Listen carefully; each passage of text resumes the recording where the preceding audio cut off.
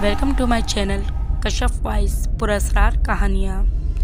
कहानी शुरू करने से पहले आप सबसे गुजारिश है मेरे चैनल को सब्सक्राइब करें, बेल आइकन को क्लिक करें ताकि मेरी नई आने वाली वीडियोस का नोटिफिकेशन आपको मिल सके। शुक्रिया। चलते हैं कहानी।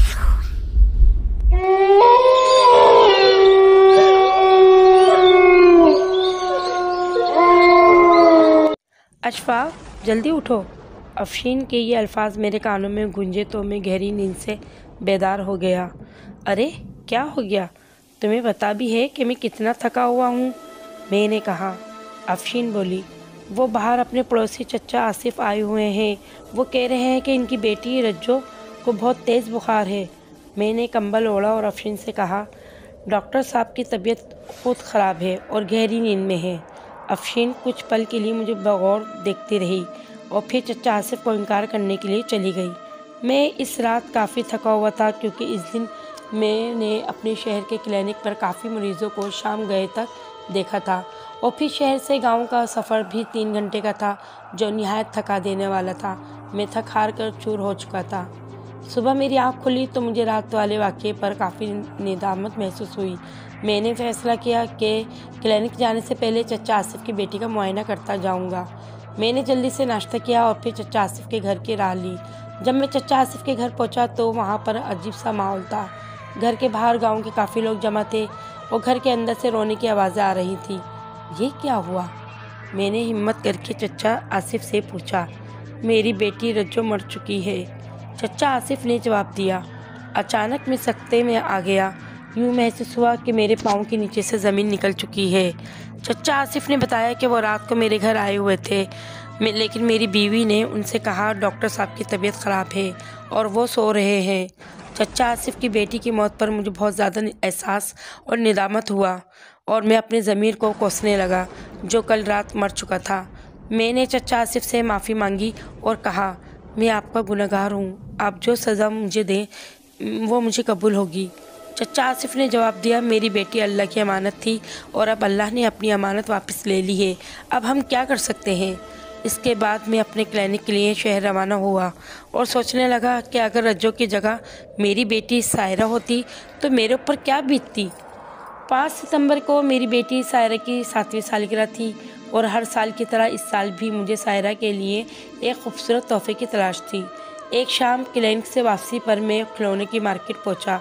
वहां एक दुकान पर शीशे की अलमारी में रखी हुई एक गुड़िया मुझे बहुत पसंद आई। मैंने सोचा कि सायरा के लिए इस गुड़िया से बेहतर और क्या तोहफा हो सकता है। मैंने ये गुड़िया ख़रीदी और गांव के लिए रवाना हो गया। घर पहुंचकर जब मैंने ये गुड़िया सायरा को दी तो इसकी खुशी का कोई ठिकाना ना रहा। अगली सुबह मैंने देखा कि सायरा अपनी इस गुड़िया से बातें कर रही थी। बेटी, आप ये क्या कर रही हो? मैंने सायरा से पूछा। बाबा, मैं अपनी दोस्त से बातें कर रही हूँ, हम दोनों अभी भी दोस्त बने हैं। सायरा ने जवाब दिया। मैं थोड़ी देर के लिए परेशानी में मुब्तला हो गया, फिर सोचा कि बच्चे तो ना जाने क्या क्या कहते हैं और सायरा की बातों पर ध्यान ना दिया। रात को तकरीबन कोई 2 बजे का वक्त होगा। मेरी आँख खुल गई। मैंने देखा सायरा बेड पर मौजूद न थी। मैंने जल्दी से अफशीन को उठाया और कहा, सायरा मौजूद नहीं है यहाँ पे। मैंने पूरे घर में तलाश किया है लेकिन सायरा का पता ना चल सका। अफशीन ने रो रो कर अपना बुरा हाल कर लिया। अचानक मुझे छत का ख्याल आया। अफशीन और मैंने छत पर जाकर देखा तो हमारे औसान ख़ता हो गए। सायरा ज़मीन पर बेहोश पड़ी थी और इसके दाएं तरफ वो गुड़िया मौजूद थी। आंखें खोलो बेटी, आंखें खोलो, अफशीन ने रोते हुए कहा। मैंने सायरा को उठाकर कमरे में ले आया और इसके मुंह पर पानी के छींटे मारे। थोड़ी देर में सायरा को होश आ गया। मैंने पूछा, बेटी आप इतनी रात को छत पर क्या करने गई थी?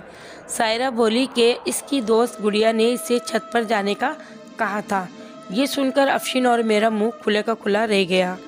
सुबह उठकर मैंने अफशीन को बताया कि मैंने एक मर्तबा सायरा को गुड़िया से बातें करते हुए देखा था। मैंने कहा, ज़रूर इस गुड़िया में कोई गड़बड़ है। इतने में सायरा भी उठ के आ गई। इसने गुड़िया को अपने बगल में दबोचा हुआ था। आज मैं स्कूल नहीं जाऊंगी, सायरा ने कहा। अफशीन बोली, क्यों? आज तो तुम्हारा पेपर है, आज तुम्हें ज़रूर जाना पड़ेगा। सायरा ने जवाब दिया, नहीं, आज मैं पूरा दिन अपनी गुड़िया के साथ खेलूंगी। मैंने गुस्से में सायरा से गुड़िया छीनी और फिर इसे ज़बरदस्ती स्कूल छोड़ आई। शाम को जब मैं घर वापस पहुंचा तो देखा कि सायरा इसी गुड़िया से खेल रही थी। मैंने सायरा से पूछा, ये गुड़िया वापस कहाँ से आई है? सायरा ने जवाब दिया, जब वो स्कूल से वापस आई तो ये गुड़िया इसके कमरे में मौजूद थी। मैं बहुत हैरान हुआ क्योंकि मैंने इस गुड़िया को तो रास्ते में फेंक दिया था। मेरे सर में बहुत तेज़ दर्द हो रहा था और मैं काफ़ी थका हुआ भी था। मैंने सोचा कि ये कोई दूसरी गुड़िया होगी। फिर मैं आराम करने के लिए अपने कमरे में चला गया। अचानक मुझे अफशीन के चीखने की आवाज़ सुनाई दी। मैं फ़ौरन कमरे से भागा और मैंने देखा कि सायरा का हाथ ब्लेड से कटा हुआ है और खून बह रहा है। सायरा की पट्टी की और पूछा, ये सब कैसे हुआ? सायरा ने कहा इसकी गुड़िया ने इसे ये करने को कहा था।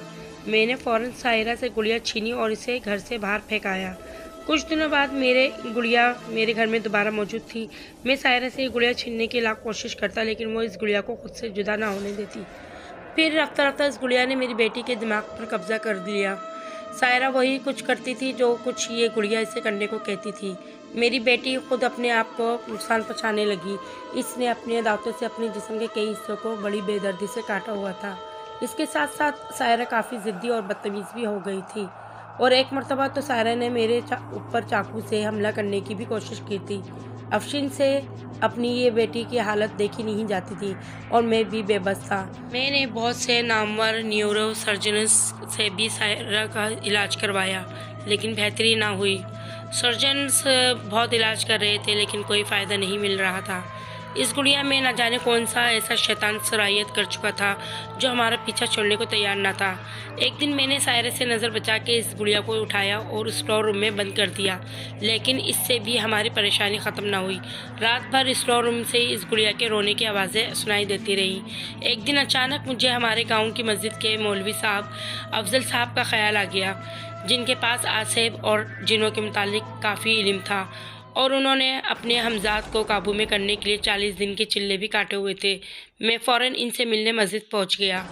मैंने इन्हें अपने और अपनी बीवी बेटी पर बीते तमाम हालात बताए। तुम फिक्र ना करो और मुझे अपने घर ले चलो, मौलवी साहब ने कहा। मैं मौलवी साहब को अपने साथ घर ले आया। मैं घर पहुंचा तो देखा कि सायरा के बाल बिखरे हुए थे और वो मुंह लटकाए झूले पर बैठी थी और अफशीन इसे खाना खिलाने की कोशिश कर रही थी। मौलवी साहब फ़ौरन सायरा के पास गए और सायरा के सर पर हाथ रखकर आयत कुरानी का विर्द किया। अचानक सायरा ने चीखें मारना शुरू कर दिया। अफशीन ये देखकर ज़ोर ज़ोर से रोने लगी। मैंने अफशीन को दिलासा दिया। चंद लम्हे बाद नींद ने सायरा को अपनी आगोश में ले लिया। मुझे इस गुड़िया के पास ले चलो, मौलवी साहब ने कहा। मैं मौलवी साहब को स्टोर रूम में लेकर आया जहाँ पर वो गुड़िया मौजूद थी। मौलवी साहब ने बहुत हैरत से गुड़िया को देखा और कहा, हमारे पास वक्त बहुत कम है। मुझे इस गुड़िया को जंगल में ले जाकर दफन करना होगा और साथ ही मुसलसल 3 रातों पर मुहित एक ख़ास अमल करना होगा। मैंने यकदम कहा, मैं भी आपके साथ चलूँगा। तो मौलवी साहब ने साफ इनकार कर दिया और कहा कि ये तुम्हारे बस की बात नहीं है। अफशीन ने मौलवी साहब से पूछा, हमारी बेटी ठीक तो हो जाएगी? मौलवी साहब ने अफशीन को तसल्ली दी और कहा कि सब ठीक हो जाएगा। इसके बाद मौलवी साहब गुड़िया को लेकर जंगल की तरफ रवाना हो गए। 2 दिन बाद मौलवी साहब हमारे घर आए और बोले, मुझे मेरे हमजाद ने बताया है कि इस गुड़िया में एक बच्ची की रूह समाई है जिसकी मौत बहुत तड़प तड़प कर हुई थी, और ये रूह तुम्हारे पड़ोसी आसिफ की बेटी रज्जो की है। मौलवी साहब ने मज़ीद बताया कि अब वो रूह तुमसे और तुम्हारे घर वालों से अपनी मौत का बदला लेना चाहती है। मैंने कहा कि मौलवी साहब आप बिल्कुल सही कह रहे हैं, रज्जो की मौत का ज़िम्मेदार मैं ही हूँ। मौलवी साहब ने चंद लम्हे खामोश रहे और फिर बोले, आज मेरे अमल की आखिरी रात है और तुम्हें अपनी बीवी और बेटी समेत मेरे साथ इस जंगल में चलना पड़ेगा और साथ ही रज्जो के बाप को भी साथ लेकर आना होगा। ये सुनकर मैं फ़ौरन आसिफ के घर रवाना हुआ और तमाम वाक़यात इनके सामने रख दिए। आसिफ चचा कुछ देर खामोश रहे, फिर बोले, मैं तुम्हारे साथ नहीं चल सकता। मैंने कहा, आसिफ चचा की लाख मन्नतें की, लेकिन उन्होंने अपना इरादा नहीं बदला। चुनाचा मौलवी साहब वक्त ज़ाया किए बगैर हमें जंगल की तरफ लेकर रवाना हो गए। जंगल में एक अजीब सी पुरस्कारियत कायम थी। हर तरफ सन्नाटे और अंधेरे का राज था। पूरे माहौल पर एक अजीब सी शैतानियत कायम थी। मौलवी साहब ने एक दायरा बनाया और इसके इर्द गिर्द चिराग जलाकर रख दिए और मुझे और मेरी बीवी और अपनी बेटी को इस दायरे के अंदर जाने का कहा। और ताकीद की कि जब तक वो ना कहें कोई भी इस दायरे से बाहर ना निकले। जो भी दायरे से बाहर निकला इसका जिस्म जलकर भस्म हो जाएगा। मौलवी साहब ने अपना अमल शुरू किया। थोड़ी ही देर के बाद जंगल में नहायत तेज़ हवा चलने लगी, दरख्त हिलने लगे, ज़मीन कांपने लगी। अचानक गुड़िया ज़मीन पार कर निकली और हवा में उड़ने लगी और ज़ोर ज़ोर से हंसने लगी। मेरे रोंगटे खड़े हो गए और इतनी तेज़ हवा में भी मेरा जिस्म पसीने से शराबुर हो गया। अचानक गुड़िया बोलने लगी, मुझे ख़त्म करना तुम्हारे बस में नहीं है, आज तुम्हारी मौत मेरे हाथों में ही होगी। ये कहकर गुड़िया तेज़ी से हमारे सरों के ऊपर से गुजरी। मेरी बीवी अफशीन एक झटके से दायरे से बाहर जा गिरी। मौलवी साहब महवे अमल थे और मैं कुछ नहीं कर सकता था। देखते ही देखते मेरी बीवी का वजूद जलकर खाकसर हो गया। सायरा ये सब कुछ देखकर बेहोश हो गई। अचानक मौलवी साहब ने अपनी आंखें खोली और हमें दायरे से बाहर आने का कहा। जैसे ही मैंने दायरे से बाहर कदम रखा, गुड़िया ने अपनी आंखों से लाल रोशनी निकाली और मुझे इस रोशनी में जकड़ कर ऊपर फ़ज़ा में बुलंद कर दिया। इसे छोड़ दो। अचानक मेरे कानों में आवाज़ गूंजी। मैंने देखा तो वो आसिफ चचा थे। आसिफ चचा को देखते ही इस गुड़िया ने मुझे ज़मीन पर पटक दिया और इसकी आंखों से आंसू जारी हो गए। आसिफ चचा ने इस गुड़िया में मौजूद अपनी बेटी की रूह से कहा, बेटी, हमने इन्हें माफ़ कर दिया है, तुम भी इसे माफ़ कर दो और इनकी ज़िंदगी से हमेशा हमेशा के लिए चली जाओ। ये सुनकर गुड़िया में से एक नीली रोशनी निकली और आसमान की तरफ जाती हुई दिखाई दी और गुड़िया ज़मीन पर आकर गिरी। मौलवी साहब ने गुड़िया को उठाया और जलाकर भस्म कर दिया। सायरा भी होश में आ चुकी थी। मैंने भी आसिफ चचा और मौलवी अफजल का शुक्रिया अदा किया और घर की जानिब रवाना हो गया। आज इस वाक़े को 15 बरस बीत चुके हैं और आज भी ये वाक़या मेरी आंखों के सामने बिल्कुल ताज़ा है और अफशीन की मौत भी मुझे याद आती है। मुझे आज भी इस बात पर निदामत है कि मैंने इस रात आसिफ चचा को क्यों मना कर दिया। तो नाजरीन, आप लोगों को कैसी लगी मेरी कहानी? अगर मेरी कहानी आपको अच्छी लगी है तो कमेंट बॉक्स में मुझे ज़रूर बताइए और अगर आपका कोई वाक़या है, कोई आप बीती, तो आप मुझसे ज़रूर शेयर करें। आपका कहानी सुनने का बहुत बहुत शुक्रिया। अल्लाह ताला सबको अपने हिफ्ज़-ए-मान में रखे। आमीन। अल्लाह हाफिज़।